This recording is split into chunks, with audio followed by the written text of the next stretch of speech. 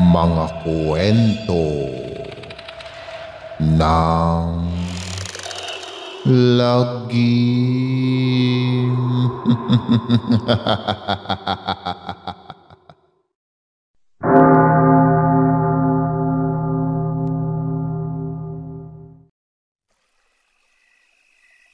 Kamusta na mga giliw naming tagapakinig?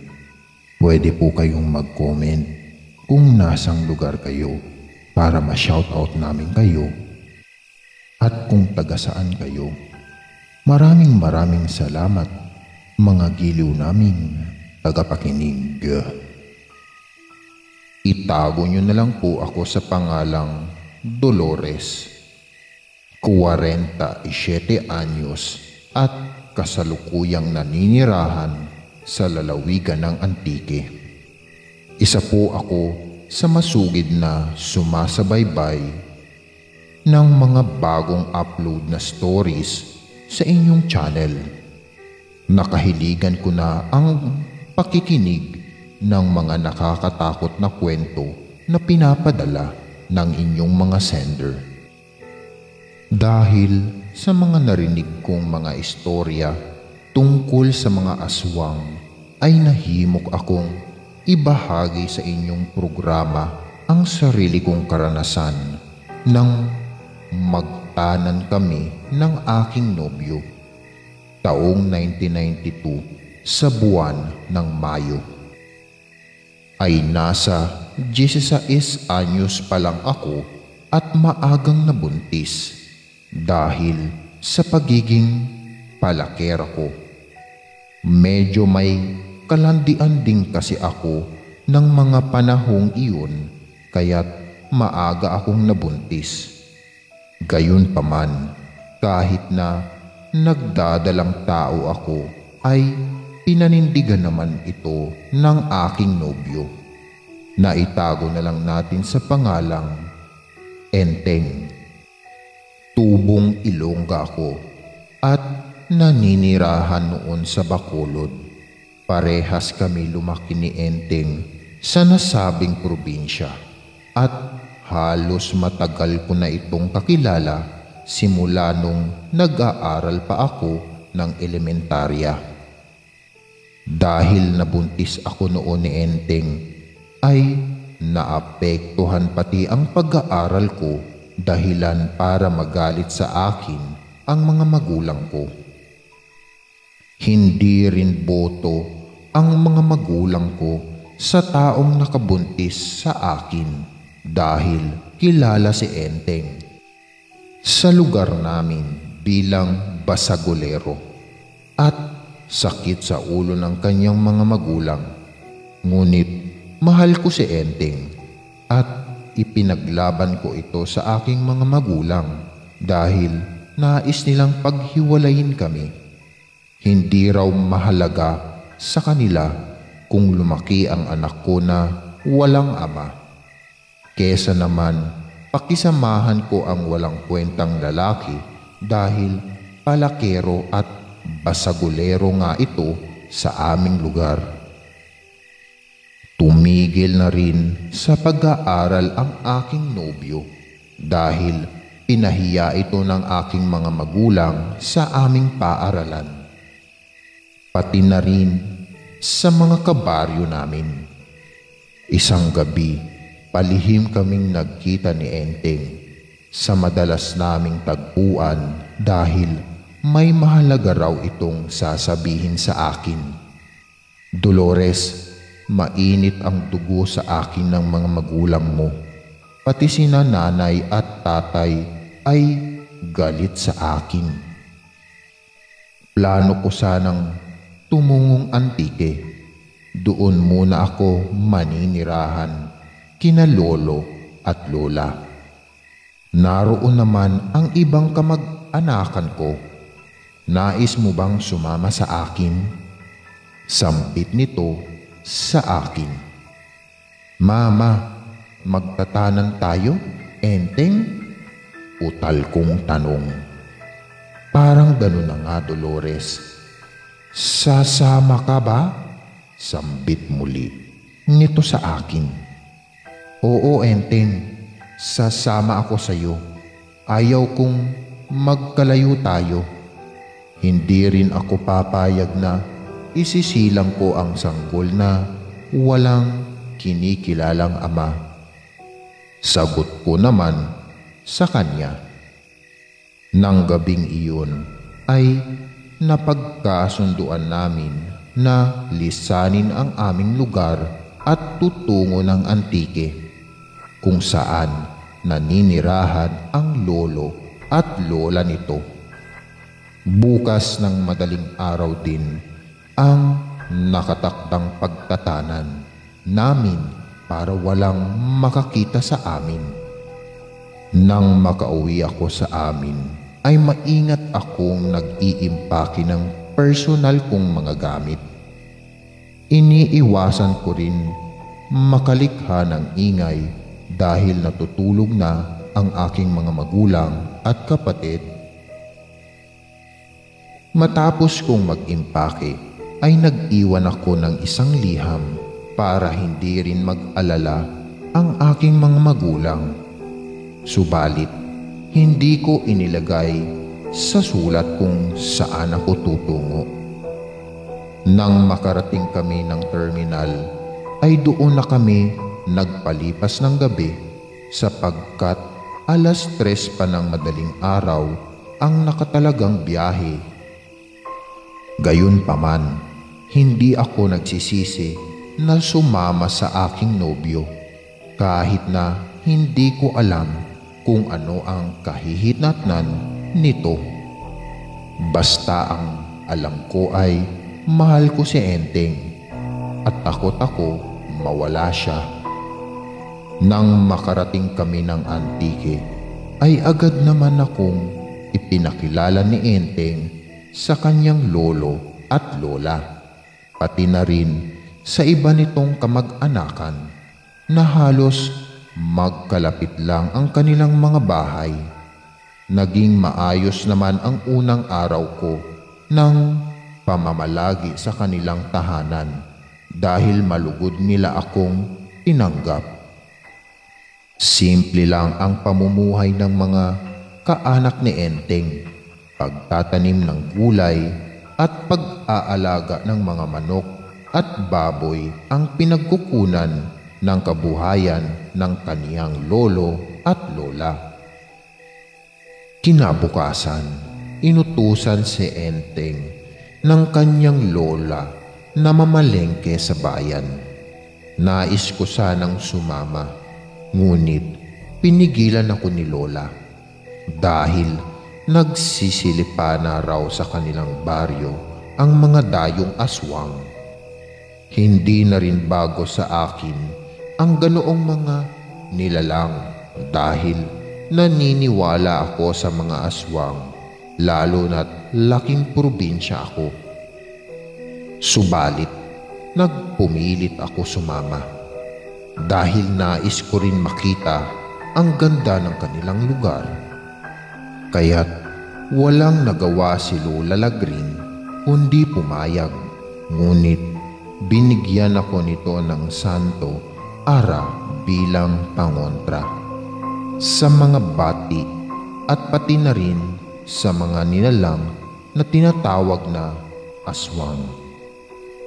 Nang makarating kami ng palengke ay agad naman kami bumili ng mga inutos ni Lola Lagring.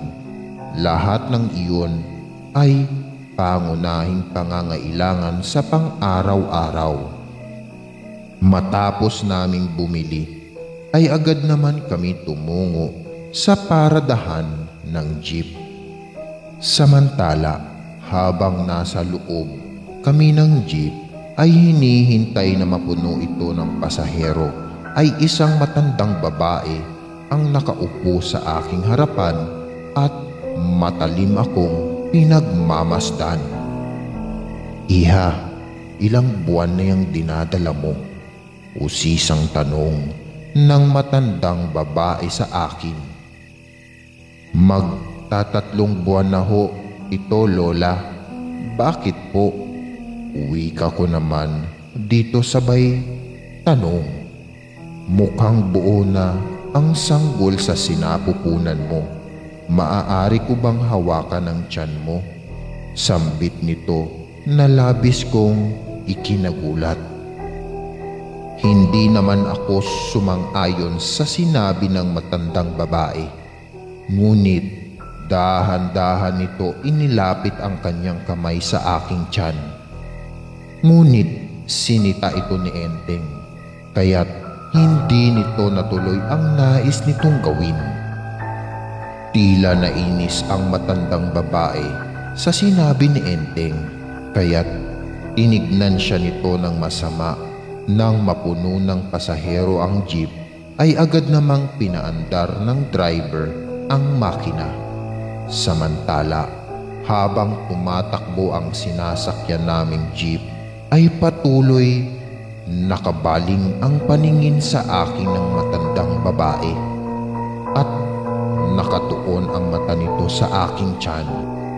Nang mga panahong iyon, "Manong driver, para po," sambit ni Enteng nang makarating kami sa bukana ng sitio na nasa tabi ng kalsada. Nang huminto ang jeep, ay agad naman kaming bumaba ni Enteng at inilalayan ako nito, ngunit bumaba rin ng jeep ang matandang babae. Hindi na lang namin ito pinansin at nagpatuloy kami sa paglalakad papasok sa aming sitio. Saglit kong ibinaling ang aking paningin sa binabaan namin ng jeep at nanatili doon nakatayo ang matandang babae at sa amin nakabaling ang tingin. "Enteng, tignan mo ang matandang babae." Nananatili itong nakatayo sa kabilang kalsada at patuloy tayong pinagmamasdan. Wika ko sa aking nobyo. "Huwag mo ngang pansinin ang matandang yan. Mukha hindi naman siya taga rito." Tanging tugon ni Enteng sa akin. "Enteng, may aswang sa bubungan." Sambit ko dito, sabay turo sa mahabang dila ng aswang na unti-unting bumabalik sa bibig nito. Naghanap si Enteng ng bagay na pwedeng ipanglaban sa aswang. Dahil wala man lang matulis o matigas na bagay sa loob ng aming silid, nagulat na lang kami ni Enteng nang umangil ang aswang habang pagapang-gapang sa bubungan. Hindi kasi ito makababa sa bubong sa hindi ko alam na kadahilanan. Sapagkat ng gabing iyon ay naririnig namin ni Enteng ang boses ni na lolo at lola sa labas ng bahay. Pati ang ilang kaanak ni Enteng ay nasa labas na rin at pinagmumura nila ang nasabing aswang. Magkasama kaming lumabas ng bahay ni Enteng upang alamin ang kaganapan. Nang makalabas kami ng aming tahanan ay ibinaling ko ang aking paningin sa itaas ng bubungan at nakita ko nang malapitan ang kabuuan ng aswang. Hubot-hubad ito, maputla at makintab din ng balat na halatang naligo ito sa malansang langis. Buhaghag ang mahaba nitong buhok na may mapulang mga mata. Nagtataka rin ako kung bakit hindi ito makababa sa bubungan upang tumakas, sapagkat napapaligiran na ito ng ilang kabaryo ni Lola Lagring. Dahil nagising na rin sila sa ingay ng mga kaanak ni Enteng. Dahil sa pangyayaring iyon ay kinuyog ng taga-baryo ang aswang. Sa bubungan, pinagtulungan nila itong patayin gamit ang mahabang kawayan na may karit sa dulo na ginagamit sa pangkarit ng niyog. Halos duguan ang aswang nang bumagsak ito sa lupa at doon nila ito tuluyang pinatay. Matapos nilang paslangin ng aswang, ay bumalik ito sa dati nitong anyo bilang tao.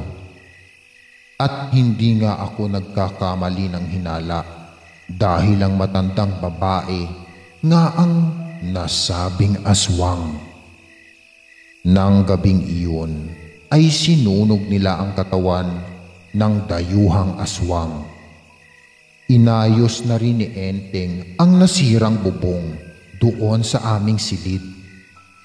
Kinabukasan, habang nag-aagahan kaming lahat sa hapagkainan, ay naisipan kong tanungin si Lola Lagring kung bakit hindi makababa sa bubungan ang aswang na parang may kinakatakutan. Lola Lagring, bakit po hindi makababa ang matandang aswang kagabi sa bubungan? Kung tutuusin, ay kaya naman itong tumalon upang tumakas. Usisang tanong ko dito. Dolores, nang sumigaw ka ng malakas kagabi, ay agad naman kaming nagising ni lolo mo.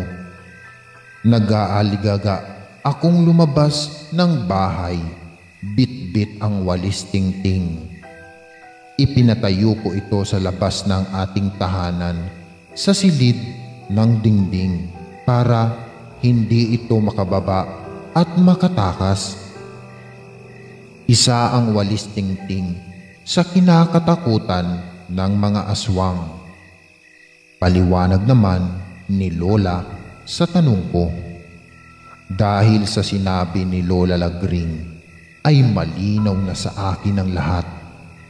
Sa mga nagdaan pang mga buwan, ay isinilang ko ang isang malusog na sanggol. Naging ulirang ama naman si Enteng at hindi kami pinabayaang mag-ina. Nagsusumikap ito magtrabaho para maibigay ang mga pangangailangan ng aming anak. Sa paglipas ng ilang buwan, ay pinag-aral ako ni Enteng at si Lola naman ang nag-aalaga sa aming anak tuwing papasok ako sa eskwela. Dahil sa pagsusumikap namin ni Enteng ay nakapagtapos ako ng pag-aaral at nakahanap ako ng magandang trabaho. Lahat ng kinikita namin ni Enteng ay napupunta ang kalahati kina lolo at lola bilang pagtanaw ng utang na loob. Hanggang dumating sa punto na tinanggap na si Enteng ng aking mga magulang bilang asawa ko. Nung naisipan namin magbakasyon sa Bacolod, hindi maipinta ang labis na kasiyahan ng aking mga magulang nang makita nila ang kanilang apo. Humingi naman ako ng tawad sa mga magulang ko dahil sa pagiging sutil ko. Ngunit pinilit kong baguhin ang aking sarili kasama ang pinakamamahal kong lalaki. Hanggang dito na lamang po ang aking kwento. Sana'y magbigay aral ito sa mga taong nakarinig ng aking istorya hango sa tunay kong karanasan. Ika nga, hindi pa huli ang lahat upang ika'y magbago. Minsan, ang pagkakamali ay siyang nagbibigay daan upang maging matatag tayo at matuto sa tamang landas. Lubos na gumagalang, Dolores ng Antique. Tingin ko rin, mukhang hindi ito taga rito sa inyo. Ang weirdo naman kasi ng matandang yun, ani ko muli kay Enteng. Habang marahan kaming naglalakad, nang makarating kami sa tapat ng bahay nila Lola Lagring, ay Sinalubong naman kami ni Lolo at kinuha nito ang ilang bitbit kong supot. Kahit matanda na ang lolo at lola ni Enteng, ay malakas pa rin sila at mabilis kumilos. Enteng apo, sigurado ka bang dito na kayo maninirahan ng nobya mo? Tanong ni Lola Lagring sa kanyang apo habang kumakain kami ng pananghalian. Opo Lola, dito na kami maninirahan ni Dolores, tugon naman ni Enteng. Wala namang problema sa amin ng iyong lolo kung dito kayo sa amin maninirahan. Pabor pa nga sa akin iyon dahil may kasama na kami dito sa bahay. Ang iniisip ko, paano na lang kung malaman ng mga magulang ni Dolores na nandito siya? Malaking problema yon, sambit muli ni Lola Lagring. Lola, wag po kayong mag-alala. Hindi naman po malalaman ng mga magulang ko na nandito kami sa Antique. Sabat po naman sa sinabi ni Lola Lagring. Mabuti naman kung ganon. Umiiwas lang kami sa gulo, iha. Prangkang namang sabi ni Lola. Enteng, ano na ang plano mo? Huwag mong sabihin na porket na sa puder ka namin ay tatambay ka lang dito sa aming tahanan. Isipin mo, buntis ang kinakasama mo. Kinakailangan mo ring kumilos para makapag-ipon ka ng mga pangangailangan ng kinakasama mo. Kilala kita apo, huwag kang tatamad-tamad dito. Tanong naman ni Lolo sa kanyang apo na tila pinagsasabihan. Si Lolo naman, pinapahiya ako sa harap ni Dolores. Magtatrabaho naman ako at saka habang wala pa akong trabaho, tutulungan ko muna kayo sa pagtatanim at pag-aalaga ng mga hayop. Uwi ka naman ni Enteng na halatang napahiya sa sinabi ng kanyang lolo dahil totoo naman ang sinabi nito. Ewan ko ba kung bakit mahal na mahal ko si Enteng kahit alam ko ang karakas nito. Likas na rin noon ang pagiging tamad nito. Hindi kita pinapahiya, Enteng. Sinasabi ko lang kung ano'ng tama at dapat mong gawin. Hay naku, kayo talagang kabataan ang hilig pumasok sa gulo. Sambit muli ni Lolo at napasinghal ito. Matapos namin mananghalian ay tinulungan ko si Lola Lagring sa pagliligpit ng pinagkainan habang si Enteng naman ay sumama kay Lolo tumungo sa likod ng bahay kung saan nakasadlak ang tangkalan o kulungan ng mga alaga nitong mga hayop. Nalilibang naman ako tuwing nakakasama ko si Lola Lagring. Dahil pala kwento ito, kahit matanda na ito ay makwela pa rin itong kausap. Kinagabihan, habang tahimik ang paligid, ay nasa kasarapan na ng tulog sina Lolo at Lola, pati na rin si Enteng. Ay hindi pa rin ako dinadalaw ng antok. Tila naging madamot sa akin ang gabi. Saglit akong bumangon sa pagkakahiga at tumungo sa kusina para uminom ng tubig. Nanunuyo kasi noon ang lalamunan ko at tila maalinsangan din ang panahon. Habang umiinom ako ng tubig, ay nakarinig ako ng mahinang huni ng tiktik. Ayon sa kasabihan, pag mahina raw ang huni ng tiktik, ay malapit lang ito. Ibig sabihin, nasa malapit lang ang aswang. Dahil hindi naman ako matatakutin noon, ay hinayaan ko na lang ang huni ng tiktik. Gasera din ang nagsisilbing liwanag sa loob ng tahanan dahil wala pa sila noong kuryente. Pati na rin ang ibang kaanak ni Enteng. Ngunit nang pabalik na ako sa aming silid, ay tila nararamdaman ko na parang may mga matang palihim na nagmamasid sa akin.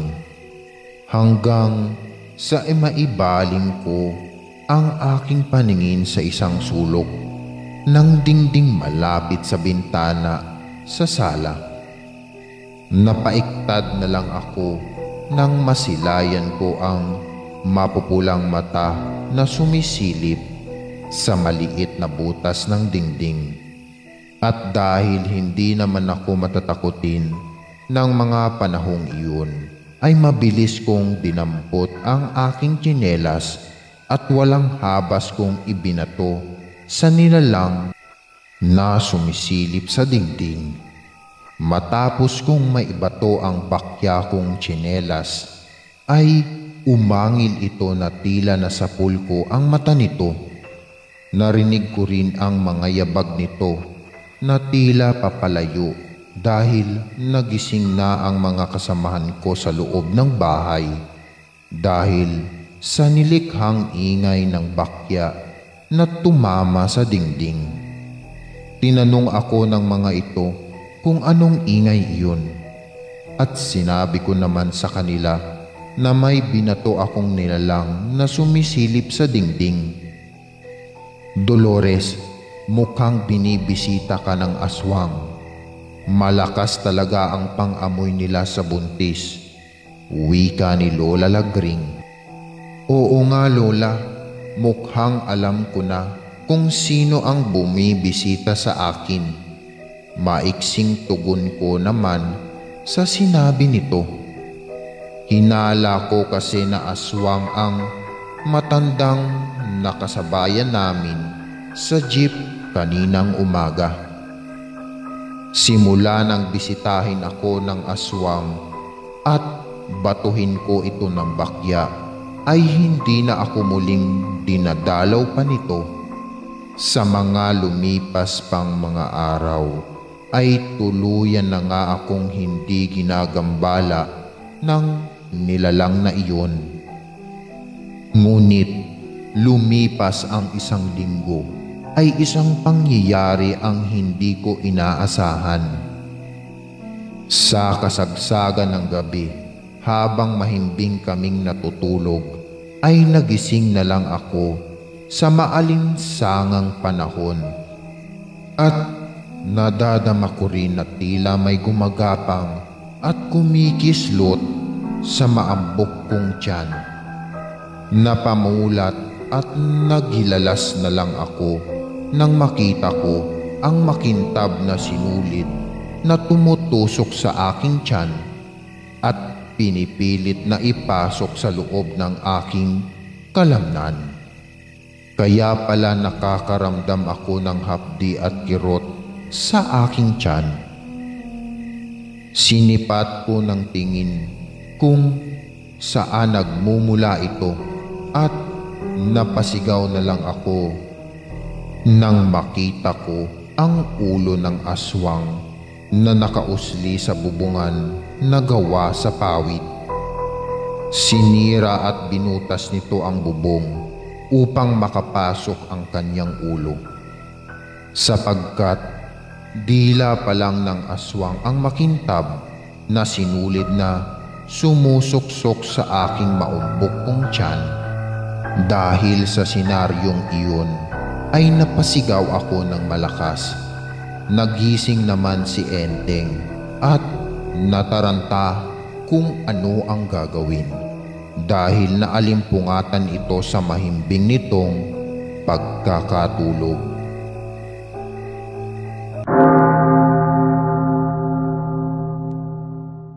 Nagmulat ng mga mata ang 20 anyos na binatang nagngangalang Ernesto. Sa nanglalabong paningin ay nakita niyang nasa loob siya ng isang silid. Nakahiga siya sa puting kama. Kahit blurred pa ang paningin ay lumingalinga siya. Bigla siyang napabalikwas ng bangon nang mapagtantong silid iyon sa isang ospital. At lalo pa siyang nabigla nang makita sa pagbangon niya ay naiwan ang katawang lupa niya. Marami ring nakakabit sa kanyang aparato. Pilit niyang binalikan sa isip kung anong nangyari sa kanya, pero wala naman siyang maisip. Parang walang laman ang utak niya. Walang laman ng utak. Iyon ang paulit-ulit na pumasok sa utak niya. Ang boses ng tiyahin na laging nagsasabi sa kanya na wala siyang utak. Lumabas si Ernesto sa silid ng hospital. Nagulat pa siya nang hindi niya nahawakan ang sirdatura ng pinto. Sa halip, nagawa niyang maglagos na lang doon. Hindi alam ni Ernesto kung matatakot ba siya sa nangyari o dapat niya yung ikatuwa. Nagpatuloy siya sa paglalakad. Ikinondisyon ang utak na patay na siya. Isa na lang siyang kaluluwa. Makakasalubong niya ang nobyang si Agatha. Naglalakad ito sa pasilyo ng ospital. Siguro ay dadalawin siya. Tiyak na malulungkot ito kapag nalaman na patay na siya. Dala ng lungkot ay hinakap ni Ernesto ang nobya. Ngunit naglagos lang siya sa katawan nito at diretsong nayakap ang matandang janitor na kasunod ni Agatha sa paglalakad. Mabuti na lang at tumagos lang din siya sa katawan ng matanda. Sa huli ay ang sarili rin niya ang nayakap niya, ang malamig at tila usok na lang niyang sarili. Umiyak ng umiyak si Ernesto. Napansin niya na wala namang luha na lumalabas sa kanya. Kaya itinigil na lang niya ang pag-iyak. Sinundan ng tingin ang nobyang patungo sa room niya. Ayaw niyang makita ang eksena kung papaano nito iiyakan ang bangkay niya, kaya lumabas na lang siya ng ospital. Tinungo niya ang bahay nila kung saan tingin niya ay wala pang alam ang mga kasama niya sa bahay sa pagkamatay niya. Nakita niyang paalis ang tiyahin na si Tia Ana. Natigilan ito sa paghakbang at sinabi sa tatlong anak na tila may nararamdaman daw siyang malamig na hangin. Sinigundahan naman iyon ng panganay na si Melba. Ngunit bigla ring sinabi ng tiyahin na parang ang bantot naman ng hangin na yun. Natawa ang pangalawa sa tatlong magkakapatid na si Mubi. Paano raw hindi ba bantot nagpasingaw na naman ng utot ang bunso nilang kapatid na si Andoy. Ang buong akala ni Ernesto ay naramdaman ng mga kamag-anak ang presensya niya. Mula pa man nang sabay na mamatay sa aksidente ang mga magulang niya, ay ang Tia Ana na niya ang humukup-kup sa kanya. Pero hindi naging maganda ang trato nito sa kanya. Ginawa siyang alilang kanin. Gayunpaman ipinagpapasalamat pa rin niya na kinupkup siya nito. May pagkain at bahay siyang nasilungan sa loob ng 10 taon mula nang maulila siya. Dahil kaluluwa na lang siya, nalaman niya ang saloobin ng mga kamag-anak niya sa kanya.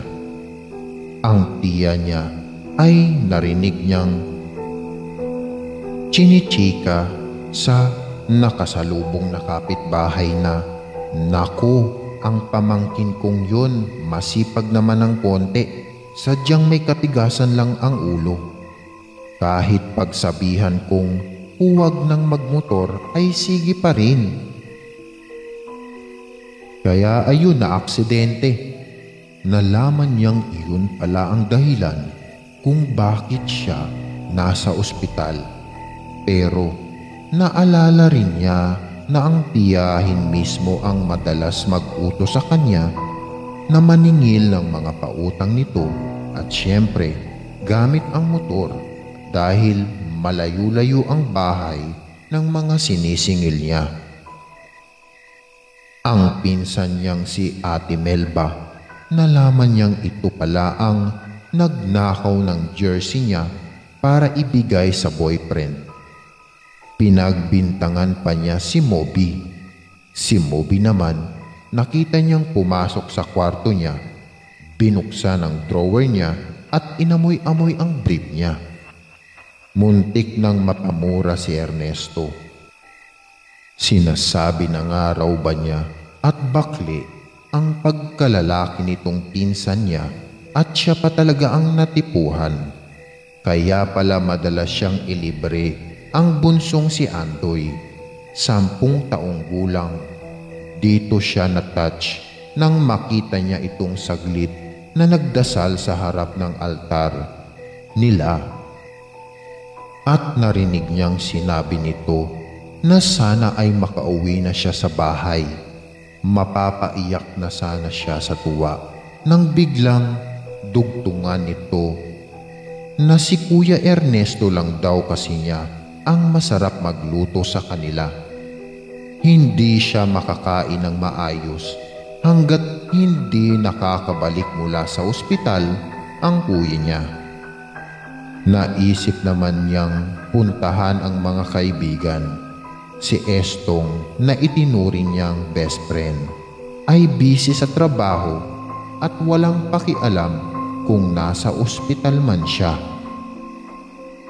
Ang isa pa niyang tropa na si Boyet ay inaabala naman ang sarili sa pagtambay at pakikipag-inuman kung kani-kanino. Bukod sa mga taong yun, ay wala nang maisip puntahan si Ernesto. Naglagalag na lang siya sa parang isang ligaw na kaluluwa. Hanggang sa abutan na siya ng dilim sa daan, napahinto siya sa paglalakad nang makita ang grupo ng mga tila demonyo sa daan. Naisip niya na baka mga kampon ito ni Satanas. Baka susunduin na siya. Ang dami rin kasi niyang nagawang kapalpakan at mga kalokohan sa lupa nung nabubuhay pa siya. Baka sa impyerno ang bagsak ng kaluluwa niya. Ayaw niya. Natatakot siya kaya mabilis siyang tumakbo. Paglingon niya ay nakita niyang hinahabol siya ng mga demonyo. Lalo pa niyang binilisan ang takbo, pero mas mabilis ang mga demonyo sa kanya kaya naabutan siya at napalibutan ng mga ito.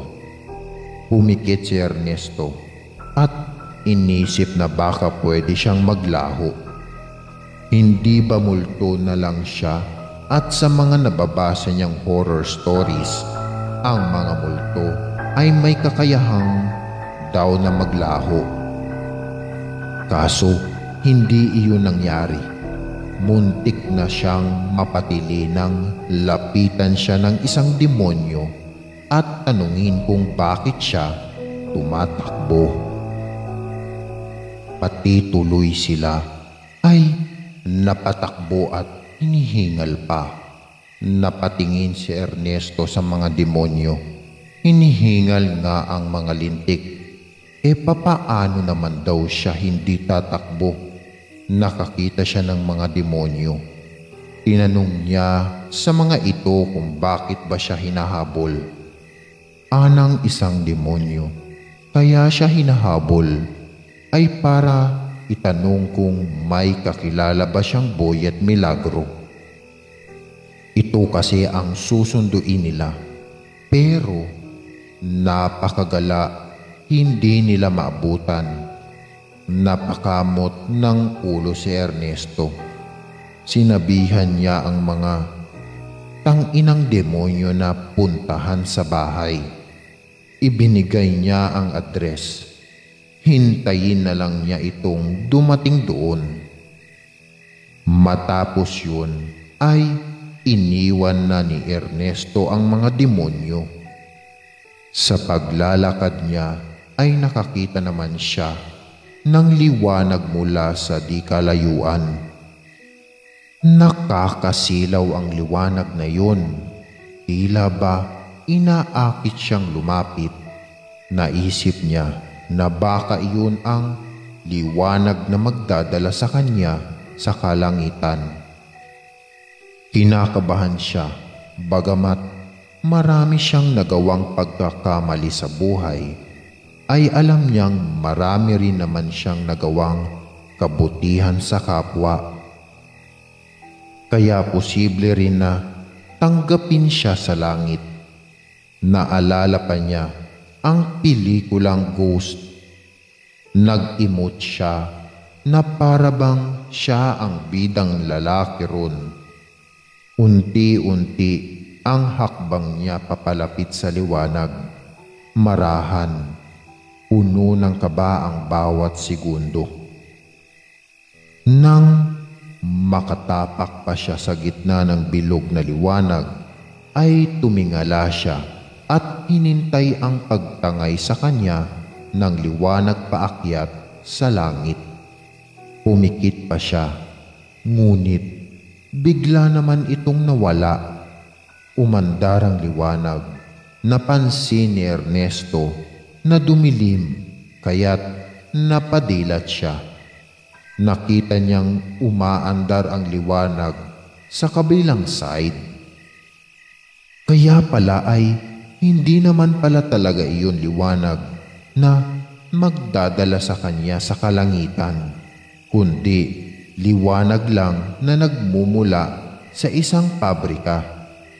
Napasentro lang saglit sa kalsada at bumalik na ulit ito sa loob ng pabrika dahil may inaayos pala roon. Sa patuloy na paglalakbay ng kaluluwa ni Ernesto ay marami siyang nakita. Mga multong hindi matahimik sa iba't ibang haunted house na nadadaanan niya. Mga kaluluwang paggala-gala tulad niya. May nakita pa nga siyang babaeng umiiyak. Sa tulay, akala niya tulad niya ring kaluluwa. Kakausapin niya sana, kaso totoo palang tao na may third eye. Nakita siya, kaya takot na nagtatatakbo. Nakakita rin siya na tila anghel na palipad-lipad sa kalawakan. Baka guardian angel.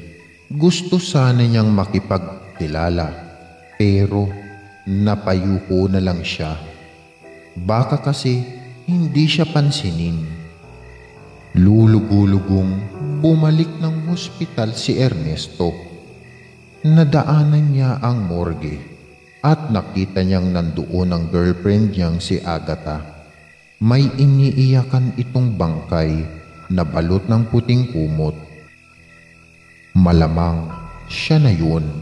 Nasa morgue na ang katawang lupa niya, kaya hindi niya maiwasan na mapaiyak din. Pero napansin ulit niya na wala naman siyang luha. kaya huminto na lang siya sa pag-iyak at sinubukang yakapin ang namimighating nobya. Naramdaman naman ni Agatha ang malamig na hanging dumampi sa katawan niya. Sa takot ay nagmadali siyang tumakbo palabas ng morgue. Susundan sana ni Ernesto, kundi lang biglang may kung anong malakas na puwersa ang humatak sa kanya pabalik sa katawang lupa niya na nasa loob pa rin pala ng silid at wala sa morgue tulad ng iniisip niya. Pagmulat ng mga mata ni Ernesto, tabi niya si Agatha. Tuwang-tuwa namang makitang nagkamalay na siya. Takang-taka naman ang binata. Ang alam niya ay patay na siya. Kaluluwa na lang naglalakbay. Nakakita pa nga ng demonyo at liwanag ng mga multo at anghel. Nakita rin niya ang mga mahal niya sa buhay at nalaman ang saloobin nila sa kanya. Ikwinento niya lahat sa nobya. Sa huli ay natawa si Agatha. Ang iniiyakan niya raw sa morgue ay yung kaibigan niya na kamamatay lang sa ospital din na yun. Namatay ito sa sakit, pero si Ernesto nalagay man siya sa bingit ng kamatayan. Talaga raw umasa siya na mabubuhay pa ito dahil lagi niya itong ipinagdarasal. Bumababa pa siya sa chapel ng ospital at doon nananalangin ng taimtim para sa kaluluwa nito na sana ay maayos na makabalik sa sariling katawan. Alam daw kasi niya na kapag nasa bingit ng kamatayan ng isang tao ay naglalakbay na ang kaluluwa nito at ganoon mismo ang nangyari kay Ernesto. Nagpapasalamat ang binata sa nobya niyang hindi siya iniwan sa ganoong kalagayan. Napangiti rin siya dahil batid niya ang tunay na kulay ng mga taong nakapaligid sa kanya. Naalala niyang bigla si Boyet na hinahanap ng mga demonyo. Nung araw na palabas na sila ng ospital, nakasalubong nila si Boyet na isinugod ng nanay nito sa emergency room. Sa loob-loob ni Ernesto, natagpuan na pala ito ng mga bobong demonyo. Siguro, sinunod ang utos niya na hintayin na lang ito sa bahay. Pero ayos lang naman na nawala na ito. Mawawala na ng sakit ng ulo ang nanay niya. Pasaway kasi ito sa magulang. Lasenggo at basagulero pa. Rest in peace, bulong ni Ernesto. At sumakay na sila ng taxi ni Agatha pauwi. Habang sakay ng taxi, nang laki ang mga mata ni Ernesto, paano'y nadaanan nila ang grupo ng mga demonyo. Mukhang may susunduin na naman ang mga ito.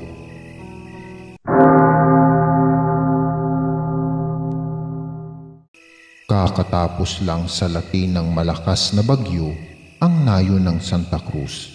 Waring kinawawa ng marahas na hangin ang buong nayon dahil tila naubos ang mga sanga at mga dahon ng mga puno sa lugar na iyon. Hirap na hirap tuloy maghanap ng madarapuan ang tiktik at maarting aswang na si Kadyo. Pinagtitiisa na lang niyang pagkublihan ng isang naputol na punong niyog. Paano nasabing maarte? Aba, dahil hindi siya basta-basta lang nang bibiktima ng mga buntis. Dahil kung baga sa langka ay kailangang munang pahinugin ng bunga upang mas masarap lantakan. Ika nga, hindi masarap paghinog sa pilit. Gusto niya ay iyong kasing linamnam ng balot pag hinihigop ang sanggol ng kanyang malasinulid na dila sa sinapupunan ng mga ina. Sa tinagal-tagal din ng panahon ay hindi pa siya kailanman nahuhuli ng mga tao na siya ang bumibiktima sa mga buntis na kababaihan sa kanilang nayon. Siyempre ay nag-iingat talaga siya. Dahil nga sa bagyo ay gasera lamang ang mga tanglaw ng bahay-bahay dahil pati kuryente ay binagyo rin. Kaya pusikit ng kadiliman ang buong nayon. Pero hindi hadlang ang karimlan ng gabi upang maliwanag na makita ng tiktik na si Kadyo ang bawat pangyayari buhat sa itaas ng puno ng niyog. Andun siya at patiwarik na nakakapit at nagmamatsyag, nagmamarites kumbaga. Inaamoy-amoy rin niya ang hangin kung may mabangong halimuyak na nanggagaling sa buntis sa kanilang lugar. Wala, namputya naman sa nagdaang naglalagablab na tagtuyot ay walang nabuntis sa lugar nila. Siguro ay walang naglalabing-labing dahil tila impyerno pag nadidikit sa kapwa balat. Lugi tuloy ang negosyo ni Kadyong Aswang. Hindi nakabuo ang mga tao sa kanilang nayon. Gutom na tuloy siya at takam na takam sa lasa ng malinamnam na sanggol. Buhat sa putol na puno ng niyog ay nakarinig siya ng kakaibang ungol. Yun. Nagulat niyang wika at muntikan pa siyang makabitiw sa pasiwarik na pagkakakapit sa puno. Hindi nakaligtas ang ungol sa kanyang malapaniking mga tenga. Mga ungol buhat sa isang kubo na walang ilaw. Kakaibang ungol, hindi nahihirapan, kundi nasasarapan. Nanlaki tuloy ang mga mata ni Kadyo na sadya ng luwa at malalaki. Malawak din siyang napangiti nang ma-realize kung anong klaseng ungol iyon. Pagkuway na papalakpak pa siya sa labis na tuwa na tuluyan na niyang ikinahulog sa puno. Impit niyang irit dahil sa sakit ng pagkakabagsak sa puno. Tsaka iinot-inot na muling umakyat sa puno ng niyog. Hindi pa tuluyang nakakapwesto sa taas si Kadyo. Nang muli ay isa pang malapit na kubo naman ang nakikita niyang tila nililindol. Aba, may dilubyo yata. Napakapit na tuloy siya ng mahigpit sa puno ng niyog. Abay, mahirap nang muling mahulog, masyakit. Muli ay napangisi si Kadyong Aswang nang ma-realize kung bakit mukhang tila dilubyo naman ang kubo ng isang bagong kakakasal pa lang na mag-asawa. Alam na talaga ngisi niya. Gusto sana niyang manilip pero baka mainggit lang siya sa mainit na eksena. Sige, humayo kayo at mag-akarami para happy si Tammy. Sa halip ay wika na lang niya na sayang-saya talaga.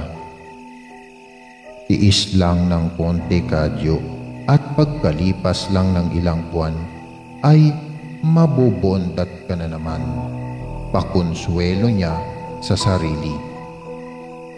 Ika nga, pag may tiyaga ay may linaga. Napabilang pa sa daliri ang aswang at kinukuwenta ang mga buwan. Ay, tsak, marami na naman siyang maaaning sanggol. So excited. Guys, pag wala talagang kuryente ay iba ang pinaglilibangan ng mga tao. Ani pa sa sarili ni Kadyo. Saka iiling-iling na nilisan ang pamatay-inggit na lugar na iyon. Makalipas nga ang ilang buwan ay iisang babae lamang ang pahiyad-hiyad na naglalakad-lakad sa kanilang nayon, si Ligaya. Napakamot sa ulo si Kadyo dahil bakit iisa lang ang nakabuo. Sa pagkakatanda niya ay 7 ang kabahayan noon na sabay-sabay na nagpapasabog. Binilang pa nga niya. Hindi na nga bale, hindi naman siya na 0. Sobrang pagpipigil din sa sarili ang ginawa ni Kadyong tik-tik sa nakalipas na mga buwan.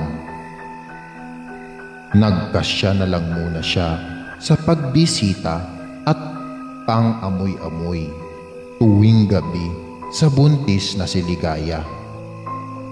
Uy Ligaya, maanong pag tuwing gumagabi na ay umuuwi ka na sa inyong kubo? Ikaw rin, baka maaswang ka. Birong totoo ni Kadyo sa babae tuwing makakasalubong niya sa daan. Ako? Hindi ako magagalaw ng aswang na yan. Takot lang niya sa akin. Tsak, siya na mismo ang iiwas. Matapang pa nitong sagot. Ah, ganun na? Pwes, mamayang gabi ay humanda ka na. Matalim ang tingin, ngunit tumutulo ang laway na wika ni Kadyo sa sarili habang nakatitig sa maambok na tiyan ni Ligaya.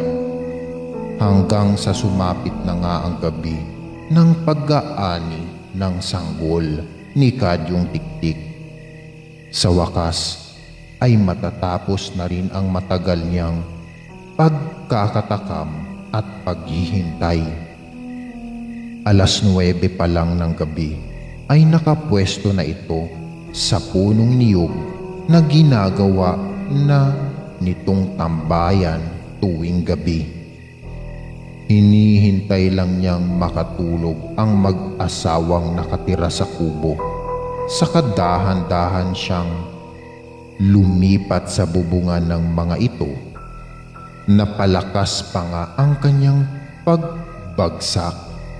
Buhat sa bubungan ay pinalaki niya ng mahahabang daliri ang butas na dati nang nandoon.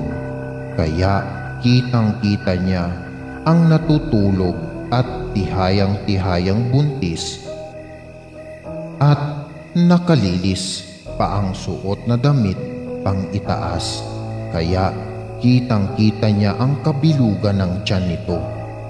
Marahan niyang isinuot sa butas sa bubong ang malasinulid niyang dila at pinuntirya kaagad ang puso ni Ligaya. Doon niya balak ipasok ang kanyang dila upang masipsip ang sanggol. Ngunit, wak! Wak! Sunod-sunod niyang pagsusuka sa itaas ng bubungan at agad binawi ang mahahabang dila. Saka di maiwasang nagtatarag. Namputya, bakit ganun ang lasa?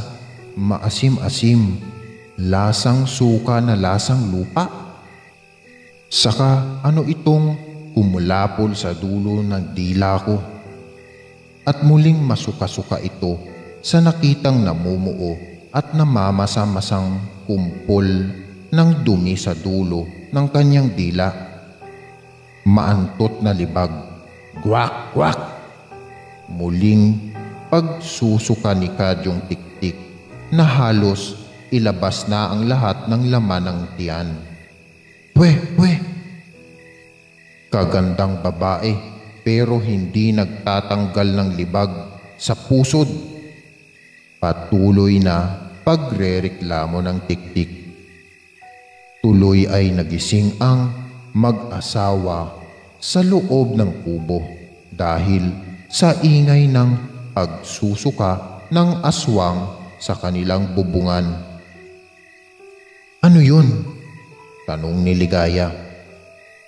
Pusa lang siguro, nagsusuka mahal. At agad din silang bumalik sa pagtulog. Tuloy ay hindi natuloy ang masamang balak ni Kadyong Tiktik sa sanggol ni Ligaya ng gabing iyon. Pero hindi sa ganoon lang susuko ang aswang na si Kadyo. Baka nagkataon lang na hindi nakapaligo si Ligaya ng araw na iyon kaya naipon ang libag nito sa pusod. Mamayang gabi ay balak muling bumalik ng aswang upang tangkain muling makuha ang sanggol. Sa ibang lagusa naman nito, balak ipasok ang basang dila mamayang gabi, baka doon presko na. Lalo lang tuloy siyang nagutom pag naiisip ang lasa ng sanggol, pero pag naiisip din niya ang karanasan noong nagdaang gabi ay kulang na lang mawalan siya ng gana. Saktong 12:00 ng hating gabi nang muling lumanding si Kadyong Tiktik sa bubungan ng kubo ni Ligaya. Muli ay mas pinalaki nito ang butas na nandoon na. Wala siyang sinayang na sandali at agad ibinaba ang sarili, malasinulid na dila patungo sa kinaaangan sa pagitan ng mga hita ni Ligaya. Humahagik-hik pa ng pino ang babae dahil tila nakikiliti. Abay, pag sinuswerte nga naman, krema ang kulay ng suot na panty ng bruha. Namimilog tuloy ang mata ng aswang sa pagkakatitig sa borles na babae. In fairness, maalindog pa rin kahit buntis. Doble swerte niya ngayong gabi. Makakatkim siya ng 2 putahe. Makakatikim siya ng sanggol. Makakatikim pa siya ng tilapia. Kaya ano pang hinihintay? Huwag nang patagalin pa. Sisisirin na. Ngunit nasa bukana pa lang ang dila niya sa kuweba ni Ligaya nang muling bumaliktad ang kanyang sikmura dahil sinalubong siya ng nakakasulasok na hangin mula doon. Amoy bulok na tahong na naburo ng ilang dekada. Pweh, bastos, balahura! Ang kulay krema palang panloob ni Ligaya siguro ay dating kulay puti na ngayon ay nagtutubal pala sa libag kaya nabago na ang kulay. Kung pusali lang ang amoy sa pusod ni Ligaya, dini sa ibaba ay puso negro na. Sinamahan pa ng tila amoy ng pinaglinisan ng isda, malansa-lansa. Anong klasing babae are? Apakabalahura sa sarili. Pagdadabog ng aswang saka mabilis na lumisan. Hindi na dibale nang hindi makakain ng sanggol. Huwag lang tuluyang maipasok ang kanyang dila sa maantot nitong kuweba. Kinabukasan ay pinagchichismisan sa kanilang lugar ang masamang balita na buhat sa kalapit na yun. Dahil napurnada ang balak ni Kadyo kay Ligaya, ay sa kalapit na yun pala ito nang bibiktima ng buntis kagabi.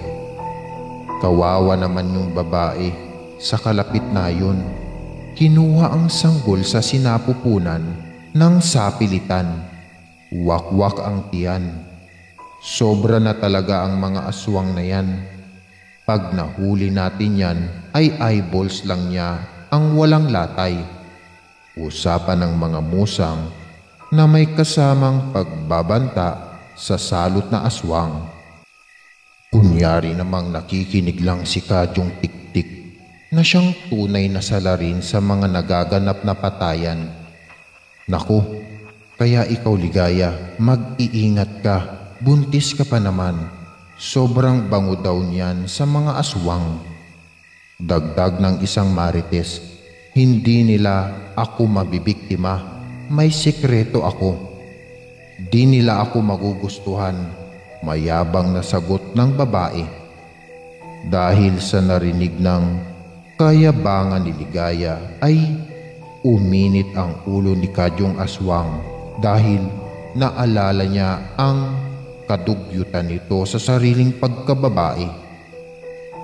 Yabang pa nito, manalita ha. Kung hindi lang sobrang baho ng tipay nito, matagal na sana itong pinaglalamayan ng kanyang mga kanayon.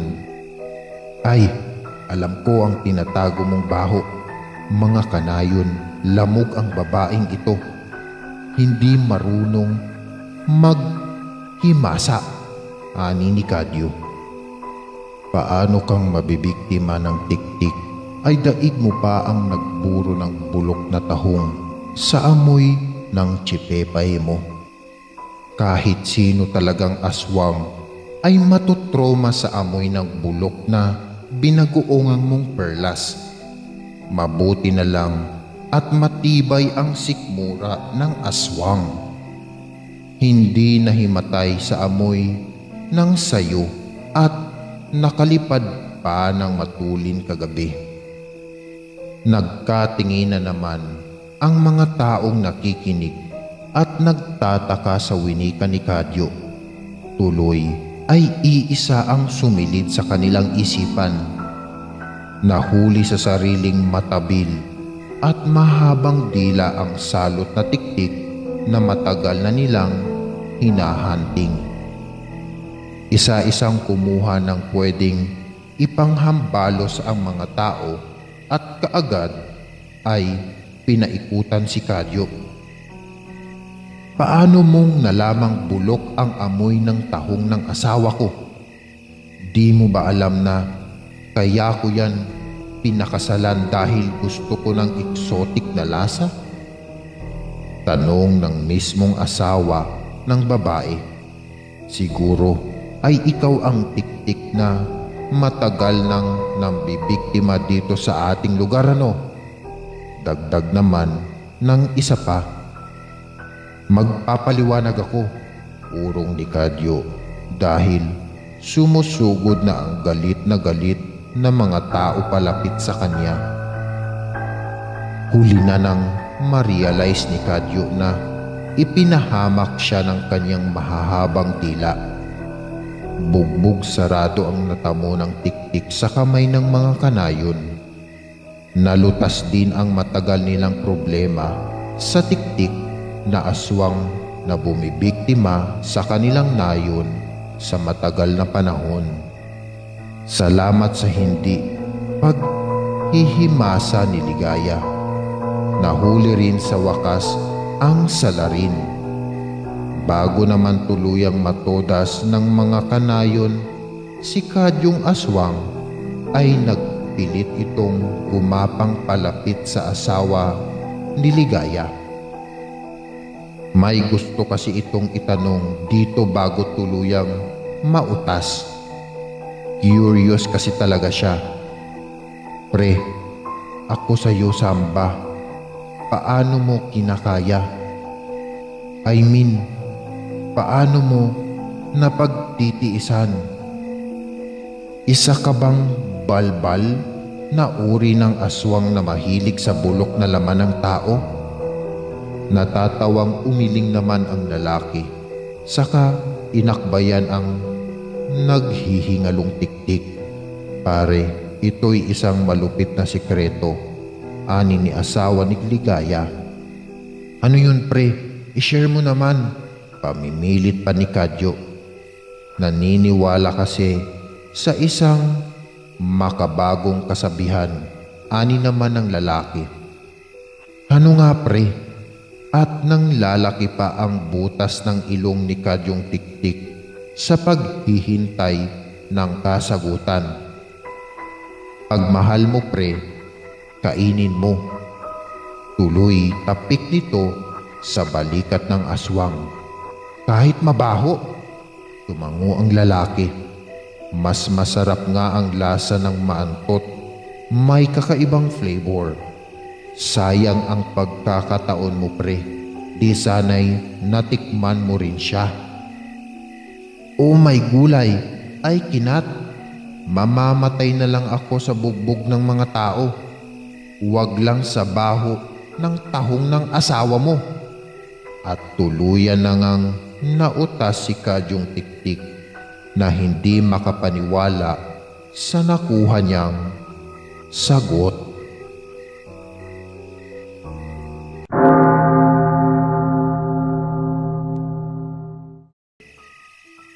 Ako si Tekyo.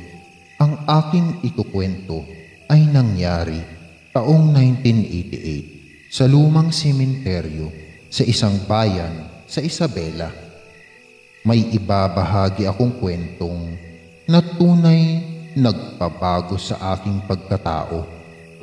Una kong ibabahagi kung paano at saan nagsimula ang lagim na tumapos sa aking tatlong kaibigan. Hindi naman ako basagulero o siga sa aming paaralan. Masasabing makulit at madaldal lamang ako, kaya napasama ako sa grupo ni Nalando, Louie at Elias. Sila ang mga siga na sikat noon sa pinapasukan naming sa high school. Sabi nila, kalug at masayahin daw akong kasama, kaya paborito nila akong dalhin. Minsan pa nga ay sinundo nila ako. Graduating na kami noon sa 4th year nang maganap ang hindi inaasahang pangyayari. Tandang-tanda ko pa, ika-28 buwan ng Marso, alas 9 ng gabi. Palihim akong sinundo ni Nalando, Louie at Elias. Sumalisi ako ng alis ng bahay, sakay ng bike. Angkas ako ni Louie ay natanong ko siya kung bakit at anong dahilan. Tsaka ko daw malalaman, sabi nito, kinakabahan akong sa mga oras na iyon. Hindi ko alam kung bakit. Pumasok kami sa lumang sementeryo.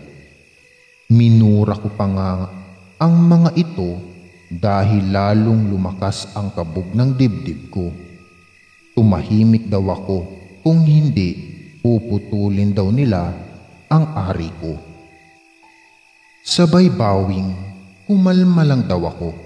Takot na takot siya noon nang huminto ang bike at inaya niya ako sa isang sulok sa ilalim ng isang malaking punong kahoy.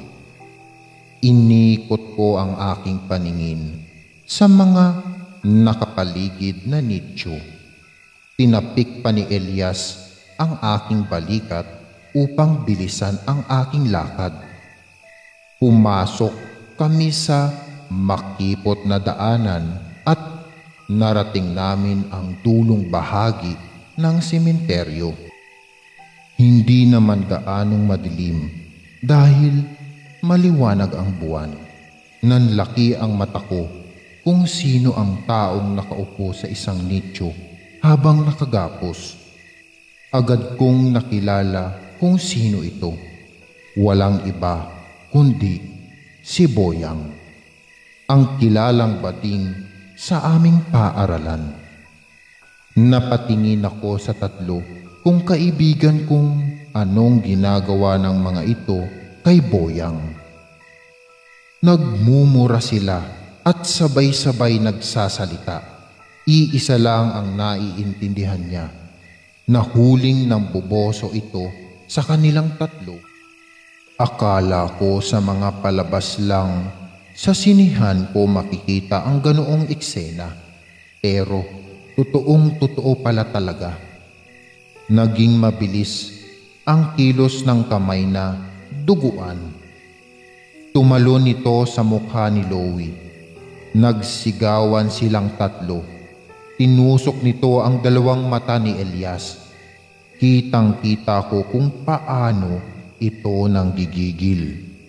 Bumulwak ang dugo sa mata ni Louie, habang si Louie ay sumusugod kay Elias gamit ang balisong. Ay tinusok nito ang kamay, pero mabilis ang kilos ng kamay. Bago pa ito matusok, ay tumalo na ito sa mukha ni Lando. Dahilan para ang balisong ay sa mukha mismo ni Elias tumama. Napuno ng nakakapangilabot na sigawan sa lugar na iyon. Napatulala na lamang si Louie dahil sa nangyari na siya ang may kagagawan. Nanghihinang natumba si Elias habang sapo-sapo ang dugoang mukha.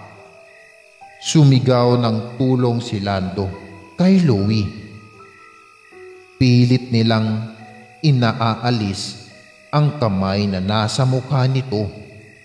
Pero nakita ko kung paanong hirap na hirap silang alisin ito. Naihagis nila ang kamay sa di kalayuan, pero mabilis itong kumilos. Muli itong umakyat sa ulo ni Louie. Bumaba sa leeg at pilit na sinasakal ito. Narinig ko pang sinigawan ako, Lando, na tulungan ko daw sila. Pero naging manhid at nanghihina ang aking tuhod dahil sa pagkagimbal. Natumba pa at bumagsak sa lupa si Louie. Nangingisay dahil inikot-ikot ng kamay ang ulo nitong hanggang sa maputol. Sabay kaming napasigaw ni Lando nang makita naming gumugulong-gulong ang putol na ulo ni Louie. Tatakbo sana si Lando, pero nahila ito ng kamay. Malakas nitong hinablot ang ulo at nilakumos iyon na parang papel. Nadurog ang ulo nito sabay sabog ng utak nito.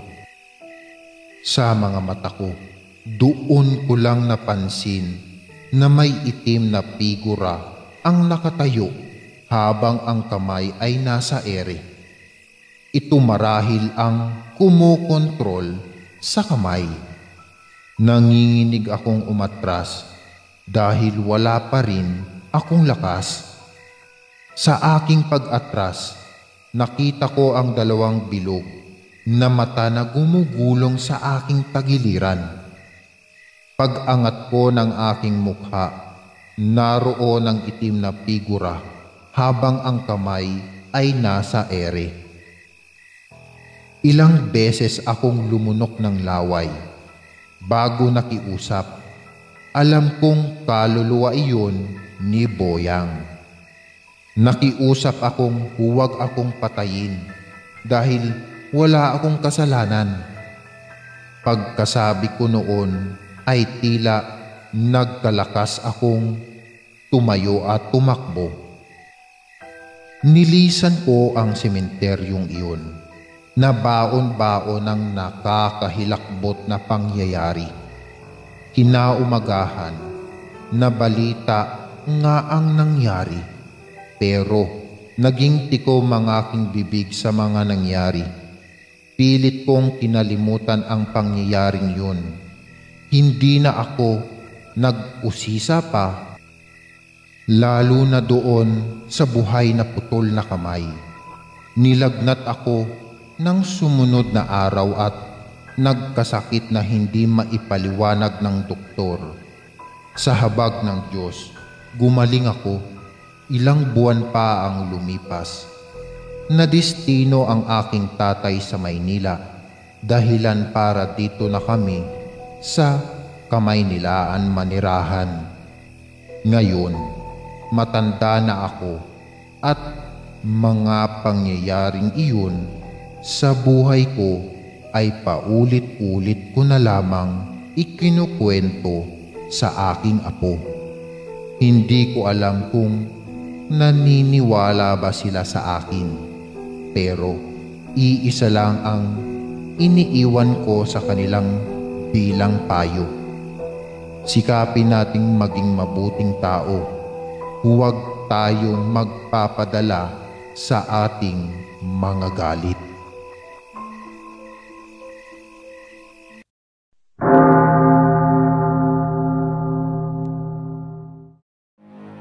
Maraming salamat mga giliw naming tagapakinig.